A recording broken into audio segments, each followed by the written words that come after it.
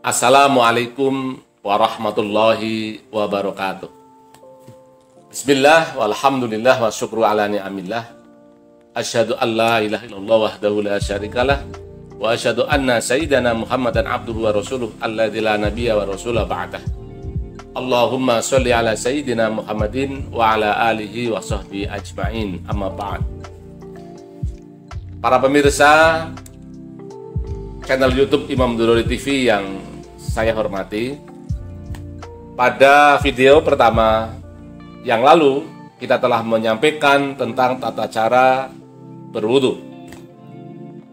Pada video yang kedua telah kita sampaikan tata cara tayamum. Insya Allah pada video ketiga ini kita akan menyampaikan tata cara mandi junub. Mandi junub bisa dilakukan dengan dua cara. Yang pertama dengan air, yang kedua dengan debu. Mandi junub dengan air adalah pertama kita tentu menyiapkan peralatan, mulai dari air yang mencukupi, air yang mengalir, yang suci dan mensucikan, atau kalau toh airnya menggenang maka harus melebihi 2 kula. Pertama tentu kita sudah melepas pakaian, kemudian kita masuk ke salah satu tempat yang baik untuk kita melakukan mandi junub. Kemudian kita membaca niat. Niat ini bisa di dalam hati, tetapi juga boleh dengan dilafadzkan dalam rangka menuntun hati agar hati itu hadir. Kalau mau dilafadzkan, kita bisa dengan membaca seperti ini. Bismillahirrahmanirrahim. Nawaitul husla li raf'il hadasil akbari fardhu lillahi ta'ala. Nawaitul husla, saya berniat mandi. Li raf'il hadasil akbari, dalam rangka menghilangkan hadas besar. Fardhu lillahi ta'ala, fardu karena Allah Subhanahu wa ta'ala. Setelah kita membaca niat tadi itu, atau setelah kita berniat tadi seperti tadi itu, lalu kita membasahi seluruh tubuh tanpa kecuali. Kita sela-selani seluruh lipatan-lipatan tubuh, seluruh lubang-lubang yang mungkin kita basahi semua. Nah, kalau kita sudah yakin betul air sudah membasahi semua seluruh tubuh itu, maka selesailah sudah mandi junub kita itu, mandi junub dengan air. Kemudian bagaimana mandi junub dengan debu? Maka sama dengan tayamumnya pengganti wudhu. Jadi tayamum pengganti mandi junub sama dengan tayamum pengganti wudhu. Doanya juga sama, atau lafadz niatnya juga sama. Bismillahirrahmanirrahim. Nawaitu tayammuma listibahati sholati fardhu lillahi ta'ala. Nawaitu tayammuma, saya berniat tayamum listibahati sholati, agar diperbolehkan untuk melakukan sholat fardhu lillahi ta'ala, fardu karena Allah Subhanahu wa ta'ala. Nah, kemudian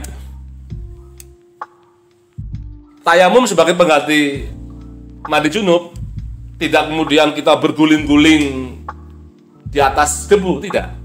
Sama dengan ketika kita bertayamum sebagai pengganti wudu. Yang dibasuh, yang diusap dengan debu sama dengan yang dibasuh ketika tayamum pengganti wudu, yakni wajah, lalu yang kedua tangan. Sudah, itu saja. Jadi mandi junub dengan debu sama dengan tayamum sebagai pengganti wudu.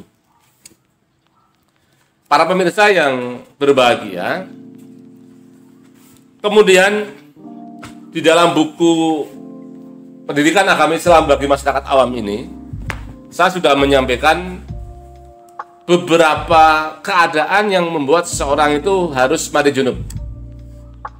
Ini bisa dibaca pada halaman 10. Yang pertama, pria atau wanita setelah melakukan persetubuhan, baik hingga mengeluarkan sperma maupun tidak. Ini penyebab yang pertama, yakni karena persetubuhan. Lalu yang kedua, pria atau wanita setelah mengeluarkan sperma, baik karena persetubuhan maupun karena sebab lainnya. Nah, ini penyebab yang kedua. Lalu yang ketiga, wanita setelah berhenti masa haidnya.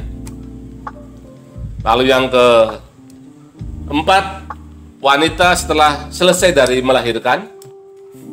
Lalu yang kelima, wanita setelah selesai dari nifasnya.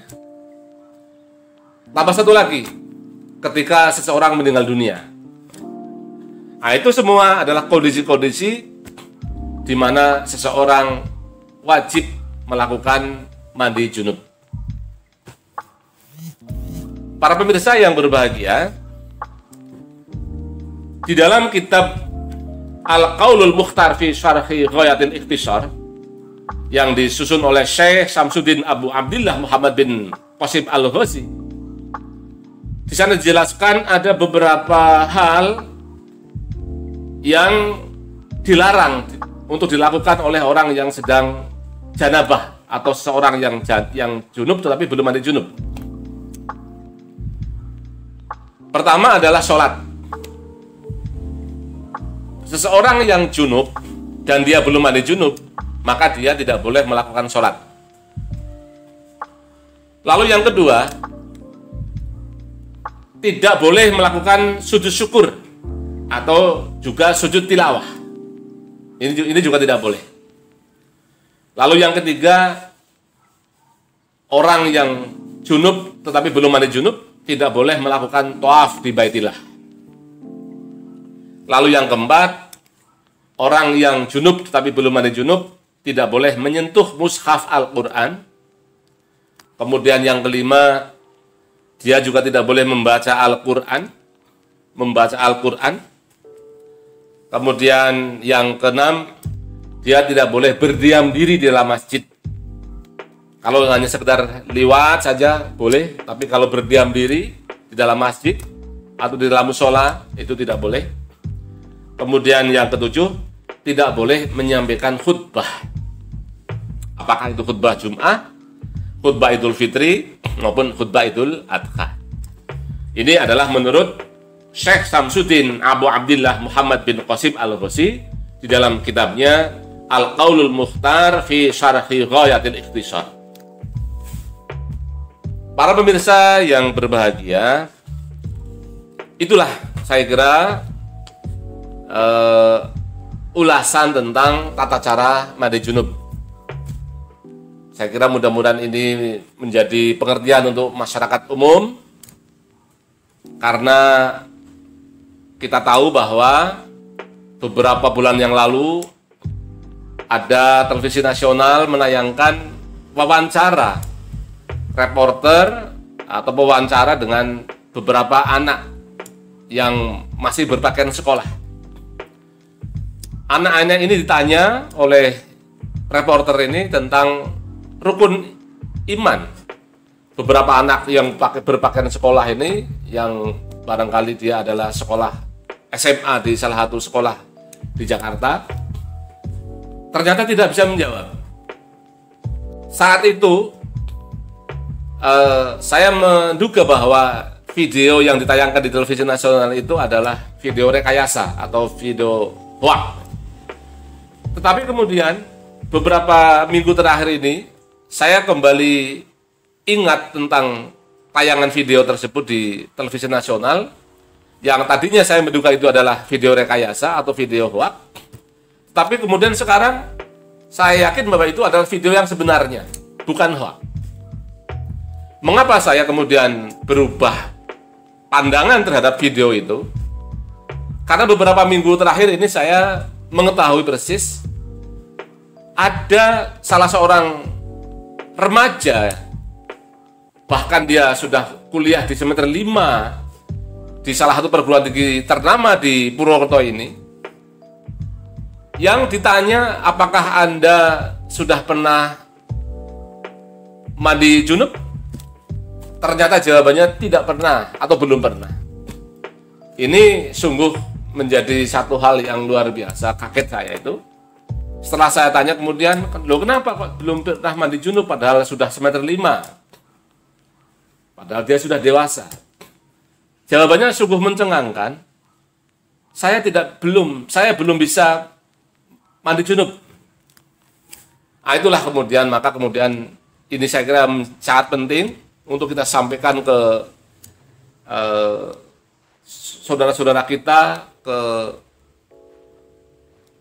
mahasiswa-mahasiswa kita, atau ke murid-murid kita, agar hal yang sangat penting ini jangan sampai mereka tidak mampu melakukannya. Karena sahnya sholat, sahnya melakukan tawaf di Baitillah, salah satunya harus terbebas dari hadas besar. Itu saja saya kira yang ingin saya sampaikan pada video ketiga ini. Mudah-mudahan ada manfaatnya. Bila ada tutur kata yang kurang berkenan, mohon untuk dimaafkan. Wallahul muwaffiq ila aqwamit thoriq. Wassalamualaikum warahmatullahi wabarakatuh.